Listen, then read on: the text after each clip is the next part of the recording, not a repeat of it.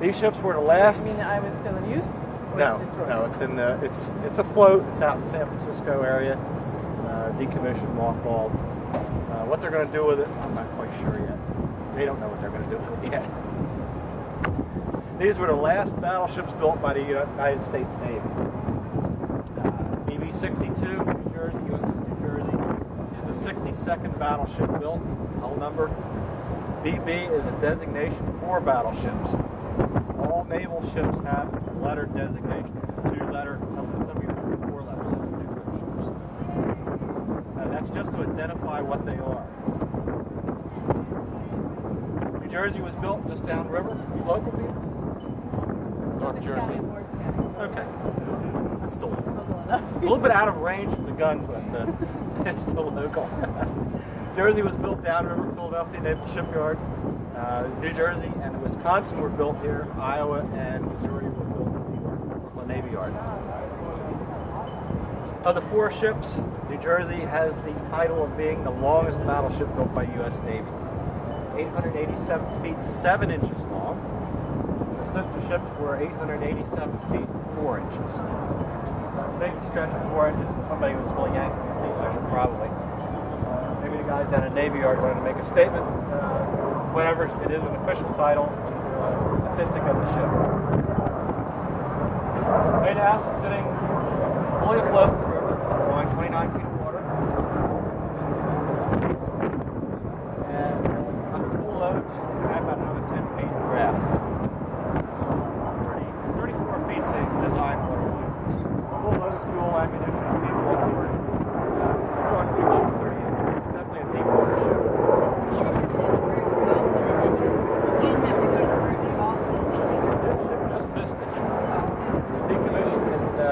February of '91.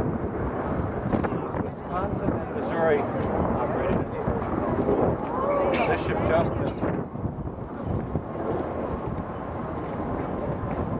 108 feet, 2 inches wide.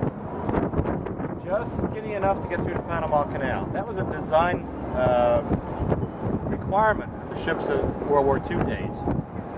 They had to fit through the Panama Canal, and it was also a height restriction too on the mast to fit under the Brooklyn Bridge. Of course, after World War II, ships started getting bigger, especially the aircraft carriers.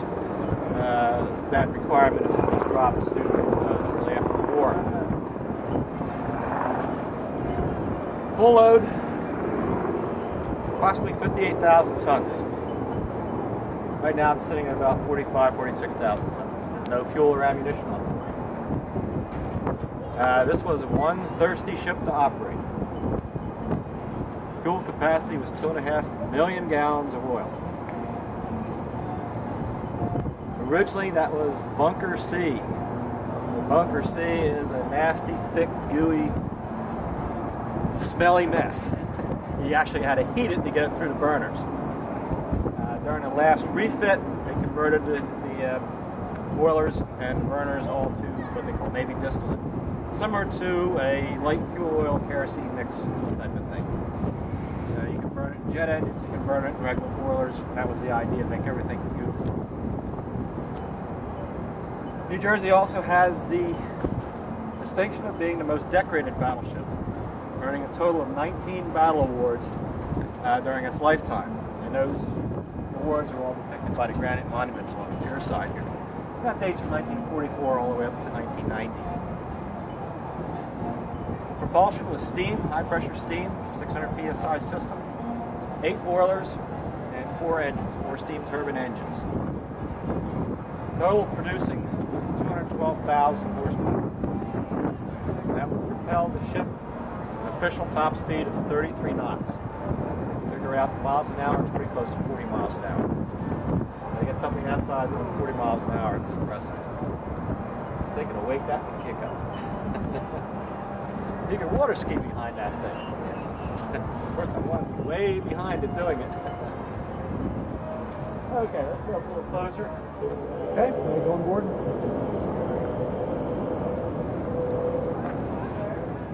Down at the end, you got the leftovers. On this ship, food was pretty good.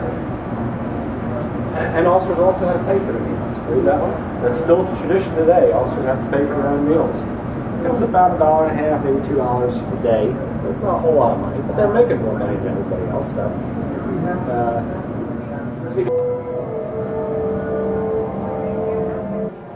would you believe this ship was so safe it didn't have lifeboats?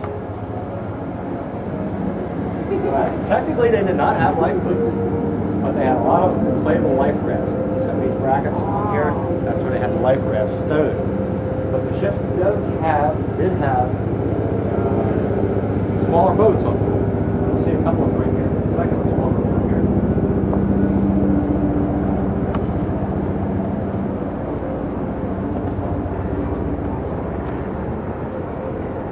Again, with rank having its privilege, this one in particular is designated as the Admiral's Barge. Now, being a deep water ship, tying up to a pier like we are here was a luxury. You have naval facilities on the East Coast here, such as Portsmouth, Norfolk, Virginia, Portsmouth Navy Yard. The ports are deep enough where they can bring the ships in, tie them up to a pier, and do whatever they have to do. Light maintenance, shipyard naturally is heavy maintenance.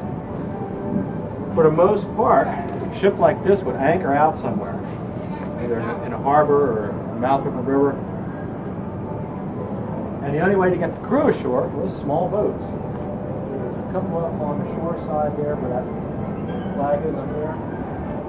For the most part, they were about 40 feet long, 40, 45 feet long, open boats. That would take the crew from the ship to shore and then back again. You can ask any sailor that's been out at sea for about a month or so, those small boats are the most important piece of equipment on board the ship. That allowed them to go ashore and go party. So would you take a third of the crew at a time? Exactly. Just give it a check. 800. 800 something? Approximately. Not everybody can go ashore. There was a watch to be stood. You hear that term, standing a watch? Well, that was at least 1/3 of the crew that stood the watch. And in the older days, there was a port and starboard watch, which is left hand, right hand. They were assigned, the crew was assigned to it. So not everybody got ashore all at once, but on a ship like this, it amounted to a good number of men. Fresh water, low pressure steam, everything's color coded here in the bow. They're pretty much centralized right in this area here. Low pressure steam, what's it used for? Primarily heat and cooking. Domestic hot water supply, take a shower with. Once at sea, the ship can produce 60,000 gallons of fresh water a day. Some of the smaller ships are considerably more developed. Actually, from Korea on, they use helicopters for spotting, anti-submarine warfare, crew transfer, just about anything you can think of. They put on a helicopter, move people, equipment, supplies on and off the ship. That's what they use. This is a game Sea Sprite, SH-2000 helicopter. One of the last type that were used on board the ship. Jet engine powered, turboshaft type engines, it's General Electric. You see some of the antennas on the side for submarine warfare. Full load capacity of this aircraft is about 13,000 tons. Heavyweight helicopter, but it served its purpose. Now, they didn't always have it on board, depending on where they were going. They fly a helicopter from shore to the coast of the shore, they do it that way. It's not always stored as aircraft on board the ship. The most accurate big guns that the Navy put into service. You said you were on Massachusetts? Yeah. They were 16-inch 45s. The biggest difference is the length of the barrel. If you multiply those two numbers together, 16 times 50, it gives you the length of the barrel. These are about 68 feet long. What's the range? Accurate range is 23 miles. We're just down to about 7.9 years old. Yeah, that's about right. Accurate range is 23 miles. These are manually operated weapons, radar directed. All of the Iowa class battleships are designed with radar online. For radar. There was a visual spotting Optical rangefinders. This ship had two main rangefinders for the 16-inch gun. Like radar visual, T-bar, that's an optical rangefinder. Really actually look through it. It's stereoscopic design, crosshairs on it, plot range, distance, optically they can fire the gun. And this ship is used only for backup purposes.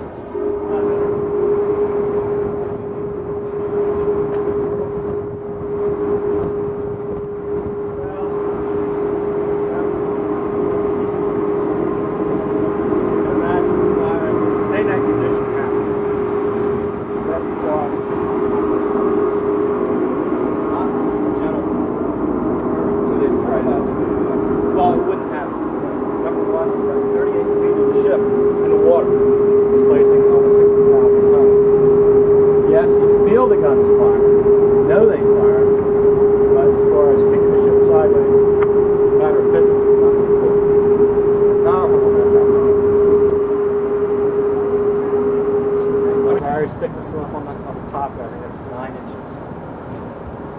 All sits on a barbette, stationary column, an armored column. That's also 17 inches thick, and it goes down 5 decks, 5 stories down. The turret operates 5 stories down up to the gun house as one unit, one mechanical unit. Weight, approximately 2,000 tons each turret. There's 3 of them. Again, the turrets have backup systems, a big gear sticking out. It's part of the turret's rangefinder, optical rangefinder. The bubbles on the side are more of the optical systems for elevating the guns and training the guns, moving the turret around. Big and heavy. It was 1,900 pounds. There was also an armor-piercing version. They were the high-capacity and armor-piercing were the 2 major types of projectiles that they fired. There was a lot of research, a lot of development that went on through the years, especially before World War II, on projectiles. The armor-piercing weighs 2,700 pounds. They were both accurate at 23 miles. They were fired with gunpowder, packaged in powder bags.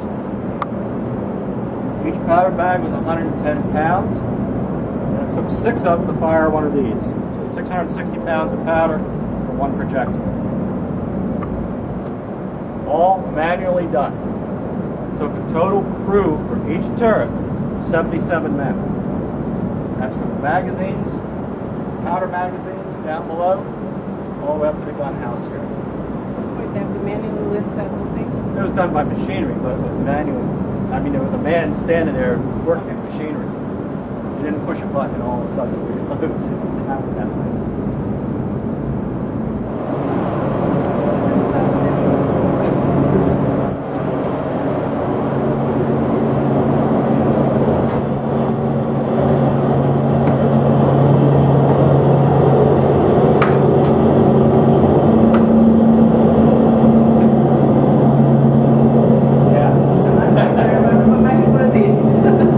That would ring your bell.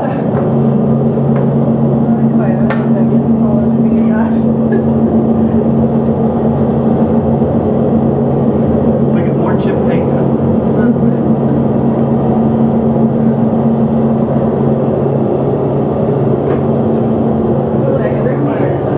Okay. Isn't it? They were pretty similar inside. Okay, that's interesting. This long cylinder here is the optical rangefinder, turret's rangefinder. This is a lot yeah, a lot roomier and a lot more, I guess, restored. The other thing just looks like it's been Really? every knob's taken off of it or something. Wow, that's a shame. There's no controls in it. There's one little knob where if you sit down on this, there's like this little seat, metal seat, like a truck. It's so dependable, so reliable, so easy to use, that they just kept it. Normally, targeting data is compiled in the main plot room. There's 2 plot rooms, fore and aft. Again, redundant system.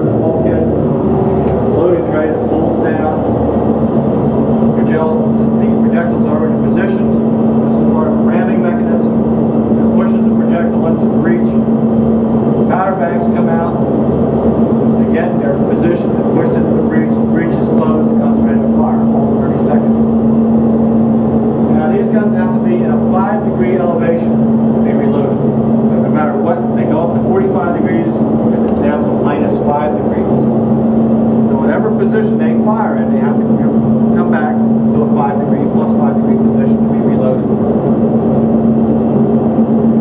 Again, all in 30 seconds.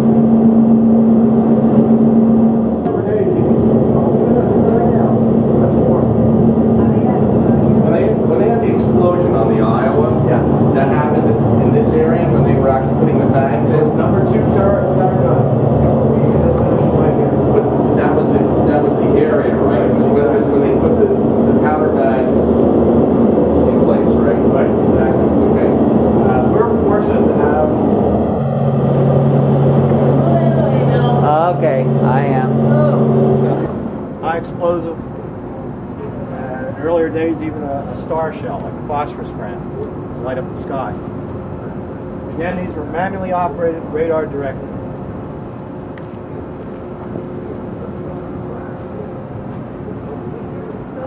First dimension, first dimension, and it might be three.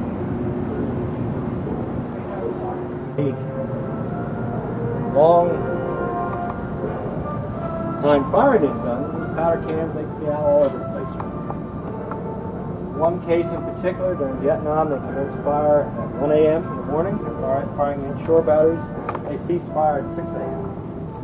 They pretty much depleted their entire ammunition supply, but there was powder cans piled up all over the place. Oh, you kidding? They had space along the side here for ready ammunition, but for the most part, everything came up on these hoists. Projectiles came up from that side, powder cans came up from this side, and they were packaged in containers like this. The powder can and the projectile did not meet as one unit until it was in the gun. And so you needed to handle this, you needed to handle the projectiles, all by hand at least 3 times from the magazines. So what is this called? Powder can, Oh, I was gunpowder can. somehow figuring it short. Okay, that's the No, powder can. that's a little bit bigger. Long A powder little bit can. bigger. Okay, The magazine crew had to load it onto these hoists. It came up to this level here. Somebody had to take it off the hoist and load it into another hoist, go up to the gun house, take it off the hoist, and then finally put it into the gun itself, reach the gun. So a person up there taking it off. Now these containers, they take this lid off and this little chute drops it back down to the magazines. When these kids come. Very, what do I say? Very active in here. I've always been amazed on any ship how they can route all this. You never trace it if there was, and how would you replace it if you found the problem? You run new wire. Because I mean, When we opened up this ship, naturally, especially in electronic areas, electronic compartments, the Navy removed the equipment, they just cut the wires. Of course, if the ship would ever be reactivated, that wouldn't matter anyway, because they put all new electronics in it. And every time they upgraded, they put new wires in. But the basic machine wires, this is all World War II stuff. And to trace a problem is difficult. Not because of the age, but because this ship had 4 major refits in its lifetime. Each refit, they have a new set of prints. So we. Last service, the ship had 450 A total of 52 men helped aim and fire these guns. An experienced Good one, we didn't climb it. That's the shells and powder cannon. And they still got kids trying to climb No, it. but that wasn't painted for the sailors. No. Rounds per minute.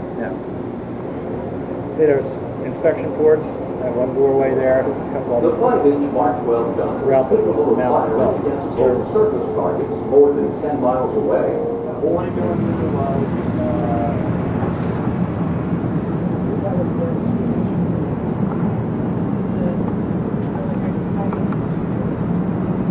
No, it's just the manufacturer. That's what the manufacturer was. Another feature they had to put in the control. Of course, the Tomahawk, probably best known for Iraq, back in Afghanistan. It's a fire and forget type of weapon, programmed in the target. Fire it, it goes on its way, hits the target. Something like that.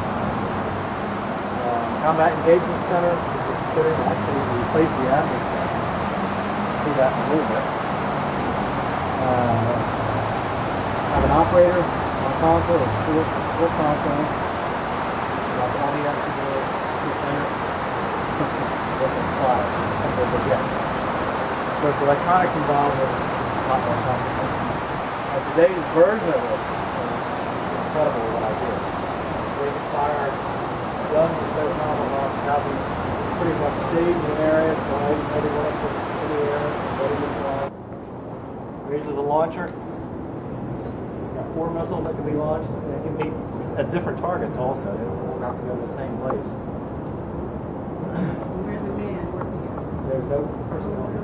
It's all remotely active. This gets rather violent in this area when they launch.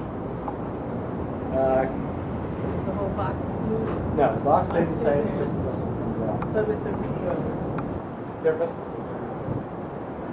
And these were though originally regular gun mounts. This was 40 millimeter, anti-aircraft. There was 6 mounts, 3 on each side of it. Unique design of the Tomahawk. They got a rocket launcher and a rocket booster on it. That gets them out of the launcher into the air. That falls away once it's in the air, and a conventional jet engine takes over. As a result, they're not supersonic. They only fly about 500. Anything about a Tomahawk is a bit more expensive than a 16-inch projector. These are about $500,000 a copy when they first came out. 16-inch projectile is about $2,500, top to bottom. Why do they still use them? Well, a ship like this would never operate by itself out in the ocean. There are exceptions, but for the most part, that's the brains of the missile system here.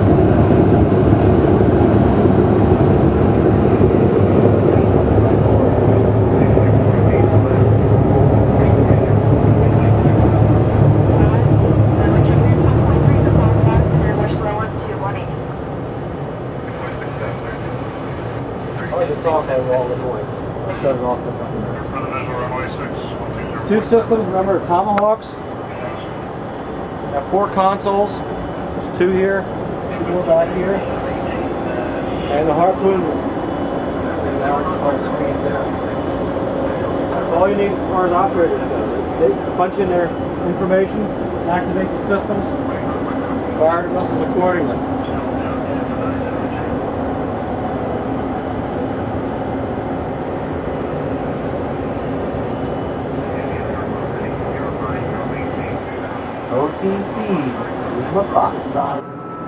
From here, he can direct his battle fleet. An example of the communication light, Morse code. I think the Navy is about the only place that teaches Morse code anymore. I don't think the Boy Scouts do it.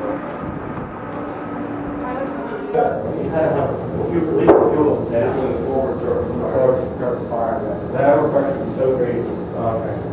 It needs somewhere to relieve that pressure. Okay. The actual, But what would be up there? Here? that's the helm. Okay. That's In there would be just a truck going up to it, carrying communications and other. All right. This level here is mostly wires. Is that manned up above? Yes, it would be in there. Oh, Next yeah? level up. Yep. Oh, cool. Now, I'm understanding. What's that? You don't get iced in? Yeah, we got ice. Yeah. Yeah, the river gets pretty iced up every once in a while. Okay, you ready?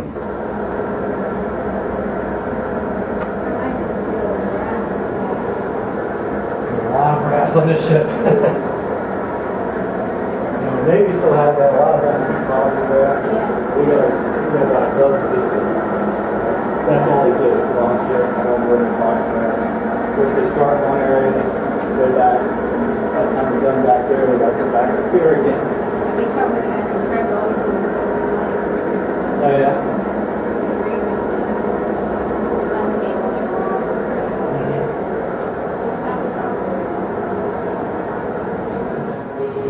Keep it.